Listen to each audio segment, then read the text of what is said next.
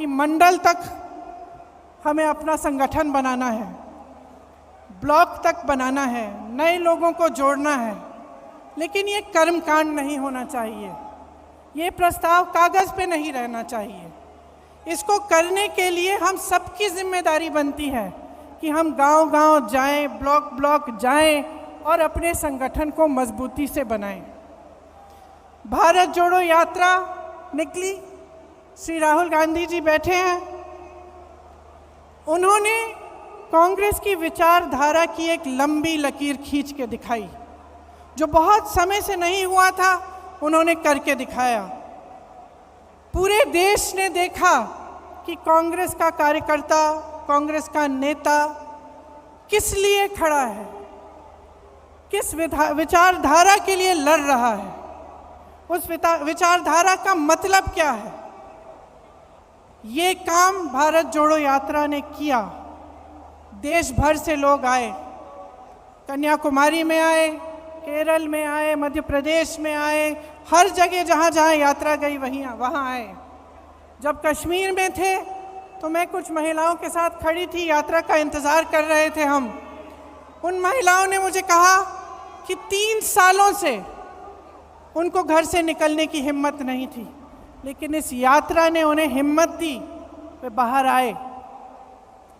तो ये हिम्मत दिलाना, ये हम कांग्रेस जनों का काम है, जो समझ रहे हैं कि देश में गलत हो रहा है, जो देश की राजनीति को देखकर समझ रहे हैं कि जो हो रहा है वो ठीक नहीं है।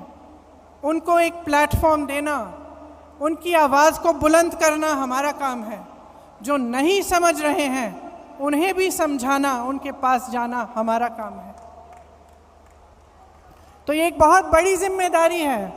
हमें अपने गिले शिकवे अलग करने पड़ेंगे, एकजुट होकर लड़ना पड़ेगा।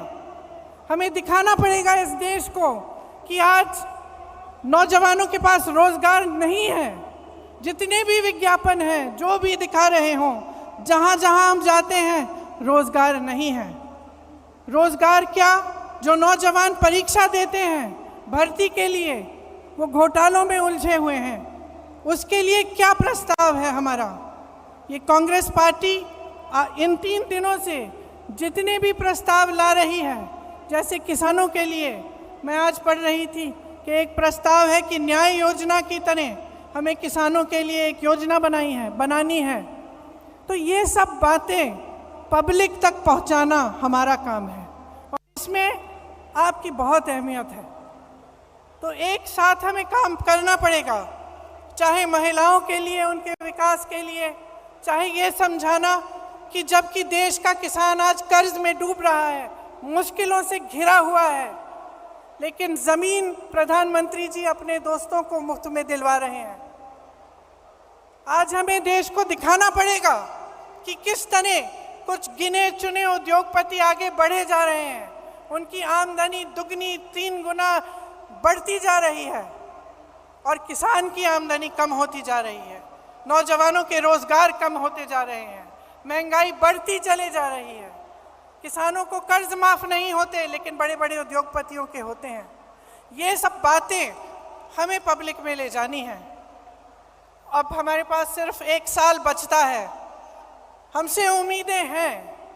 ये उम्मीद है कि हम एकजुट हों, कि जितनी भी पार्टियां हैं, जितने भी दल हैं, जितने भी लोग हैं जिनकी विचारधारा इनसे विपरीत है, वो आगे आए, एकजुट होकर लड़ें। सबसे उम्मीद है, लेकिन सबसे ज्यादा उम्मीद कांग्रेस पार्टी से है आज।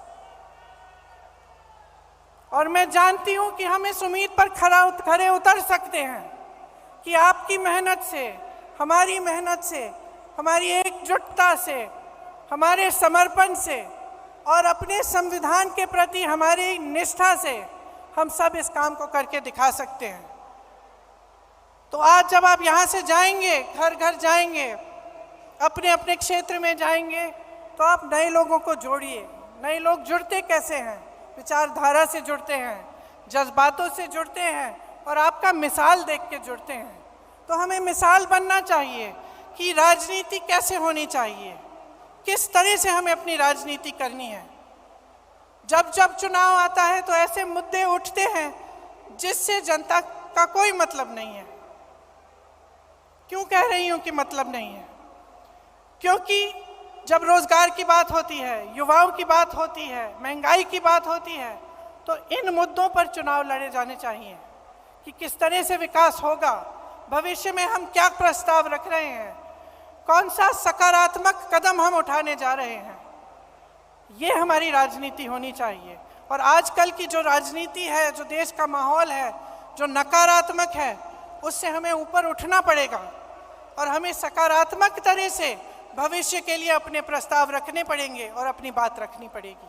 मुझे पूरी उम्मीद है कि हम इस लड़ाई में सफल होंगे, क्योंकि हम मजबूत हैं। आज भी अगर आप सब यहाँ बैठे हो, इसका मतलब है कि आप पार्टी के प्रति समर्पित हो और आप निडर हो। हमारे तमाम नेताओं पर, कार्यकर्ताओं पर इस सरकार ने दमन किया है। आज भी, कल भी छत्तीसगढ़ में रेड लगवाए, एजेंसियों के द्वारा क्या क्या नहीं किया, लेकिन आज भी हमारे नेता खड़े हैं, आज भी हमारे कार्यकर्ता खड़े हैं। और मैं जानती हूं कि आपका संघर्ष क्या है। अगर हमें पूछताछ के लिए 2 दिन के लिए बुलाया जाता है तो आपको जेल में महीनों के लिए रखा जाता है।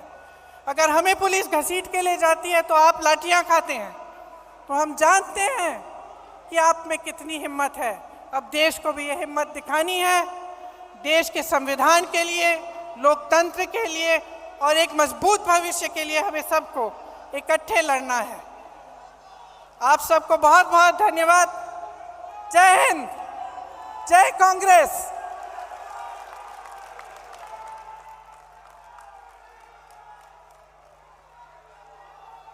मैं आमंत्रित करता हूं रजनी पाटिल जी, राज्यसभा के सदस्य।